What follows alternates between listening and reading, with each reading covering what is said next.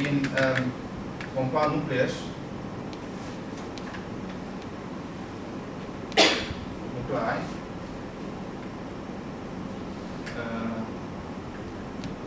excited states, sometimes called resonances,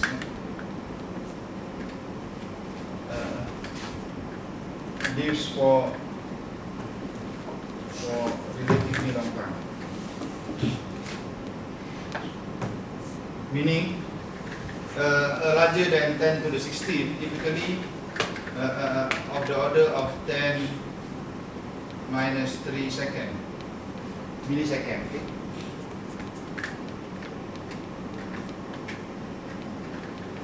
And this led to the so-called independent hypothesis. What is independent hypothesis?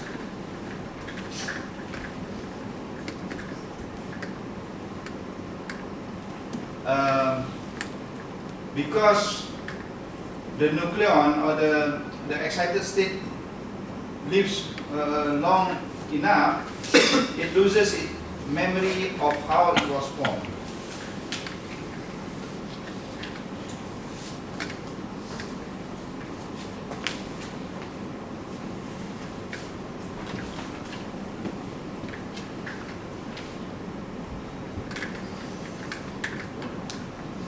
Okay, lebih kurang macam manusia lah. Dia lupa daripada mana asal dia. Cuba belum sempat lagi hidup, dia dah mati dah. Macam bayi kan. Dia mestilah jumpa balik tempat asal dia. Dia jumpa dengan Tuhan ya.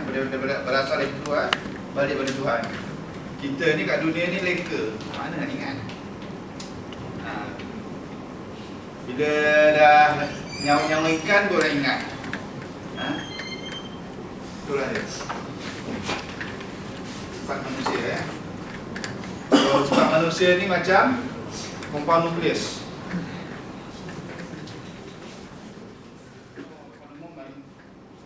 Let's see this flow diagram. So basically you have a projectile coming here, hitting on the target.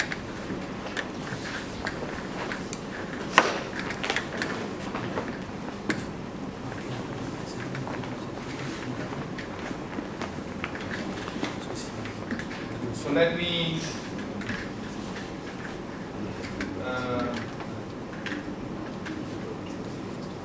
try to draw this. Those at the bottom here are all direct reaction.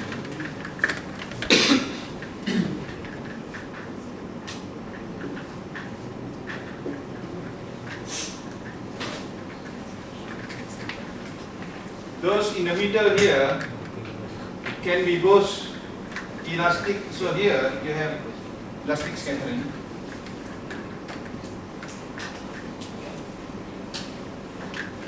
And here all of these are inelastic.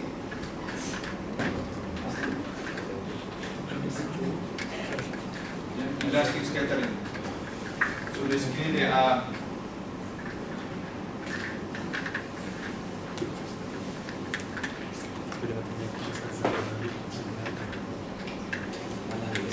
here you have what you call compound nucleus. And here you have equilibrium cascade.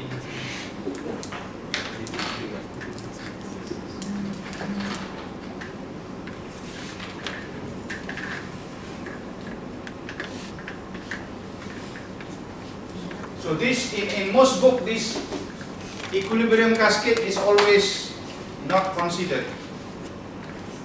But actually,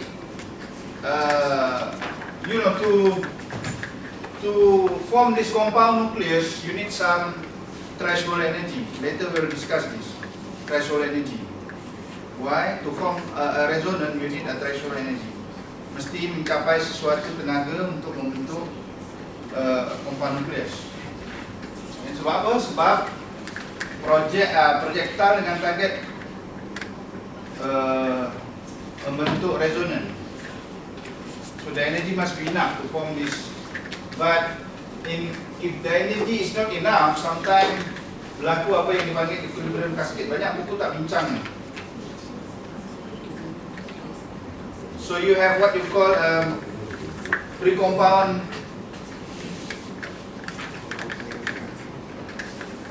These are what we call pre-compound emission.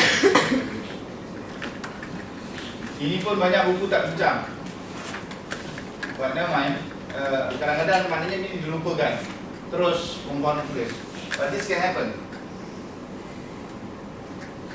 Compound nucleus ni can be followed by evaporation. It's all evaporation.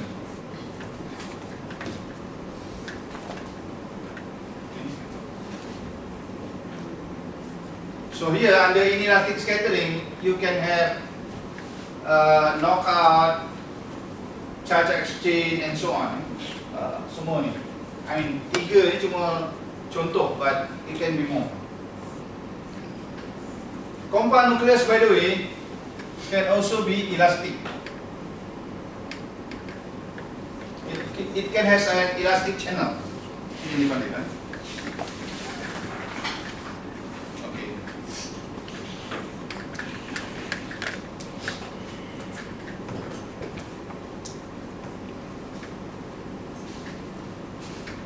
So let's look again. This is not very deep ya. Yang saya bincang ni, ada orang tu cerita-ceriti. Kita berapa secara naratif.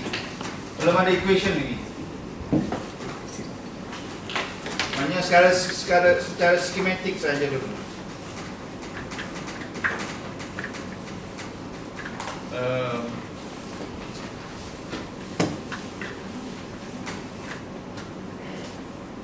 So in the direct reaction,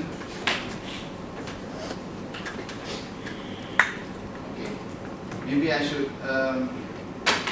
say about compound nucleus dulu, so that it become clear.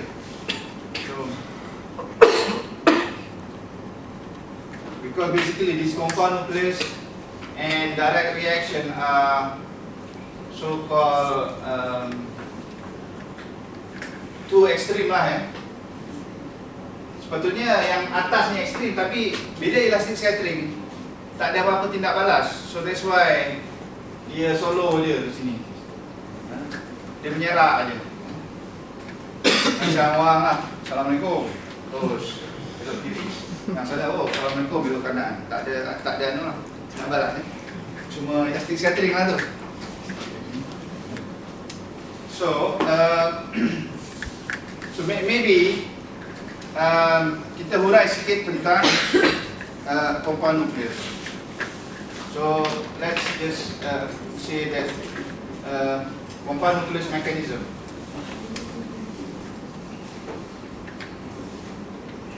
So this is just a very some general statement about compound nucleus mechanism.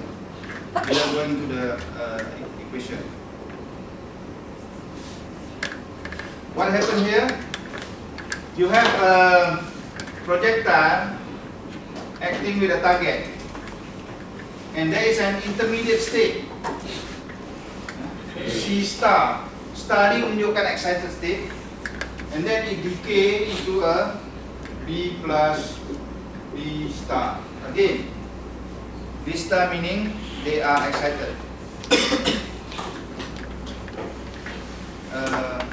Basically, what it means here, the projectile is captured by the target, and the two systems coalesce to form a highly excited state, C, okay, C star.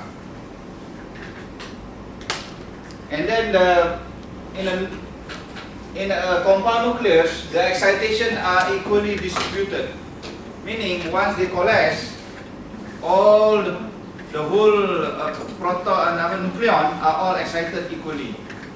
Okay, bukan ada yang excited, lepas tu yang satu diam dalam letak. So this is the hypothesis, okay.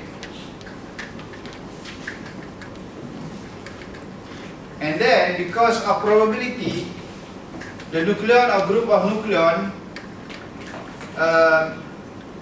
has the ability to escape. So they balik pada dua macam ni, where one of them are excited, and this can lead to de-excitation. So this one de-excite, either giving beta or gamma decay, for example. Okay. So this is very simple explanation. How about direct reaction mechanism?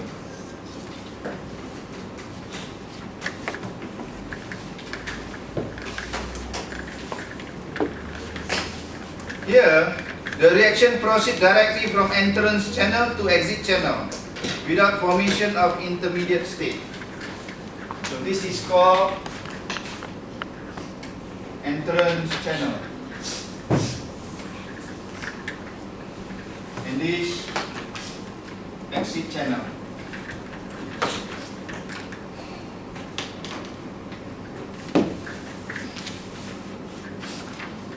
Okay. So there is an intermediate state here, whereas here A plus A gives you B plus B, direct without intermediate.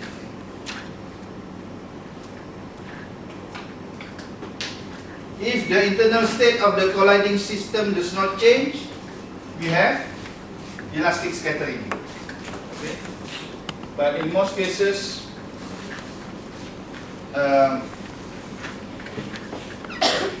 they are totally different. So meaning, this can be, so here, inelastic. The case where elastic, they are the same. Nothing happened.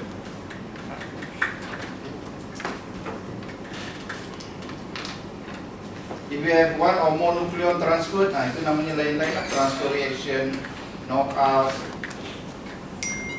or sometimes you can have what you call quasi-elastic. Yeah. So this is sometimes called quasi-elastic, where you have B plus say B, but one nucleon. Satu nukleon terkeluar. So this is quasi-elastic, whether proton or neutron.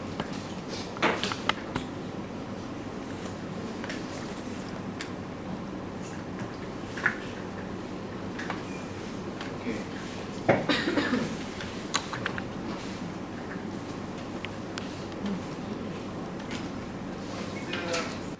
Two-body system.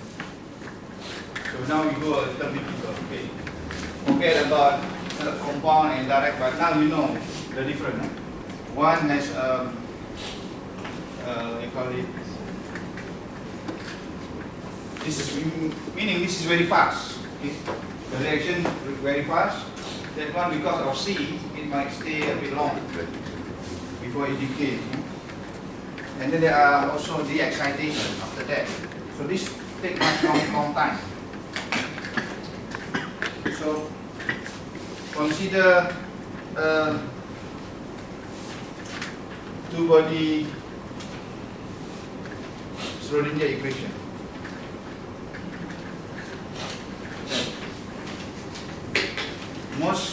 Most of what we know about Schrodinger equation usually is single particle. Okay.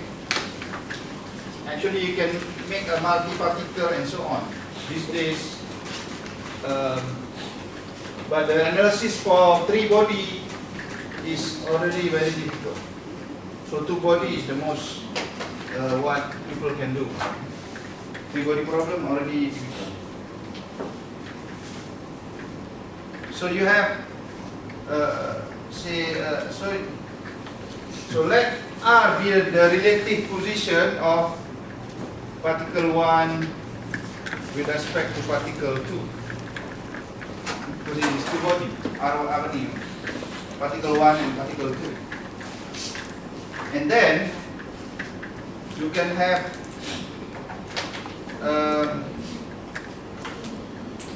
a reduced. This is relative position, but this is a reduced position. Why reduced position? Because M1 R1 plus M2 R2. So this position is weighted by the mass of the mass. Okay. In reduced mass, you have M1 times M2 divided by M1 plus M2, but this is not reduced mass, this is reduced position. Now, the time independent Schrodinger equation, you know, time independent Schrodinger equation without time, you know, it's just Hamiltonian psi equal to some energy psi. This is what you call eigenvalue equation. An operator here, see the H operator, E is just a scalar, just a number. So that's the time independent Schrodinger equation. So this Hamiltonian, which is an operator,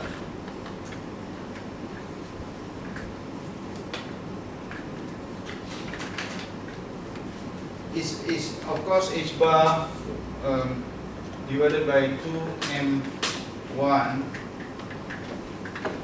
this del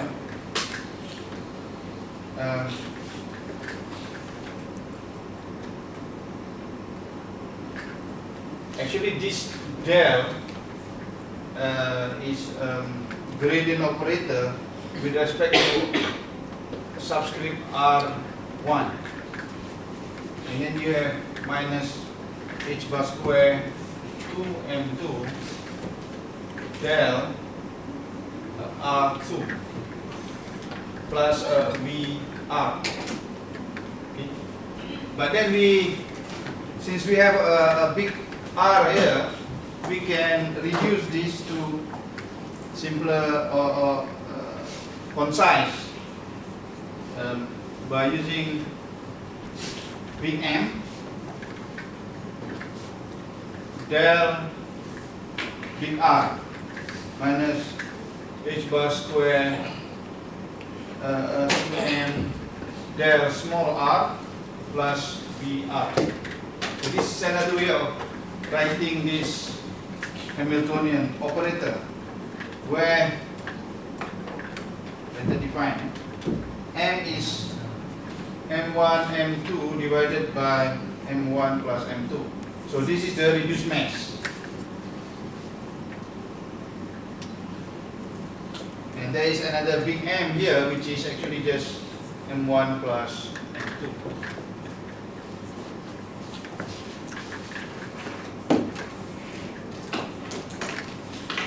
So basically,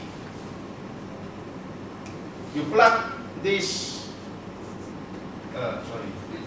you plug this H head here, this whole thing here,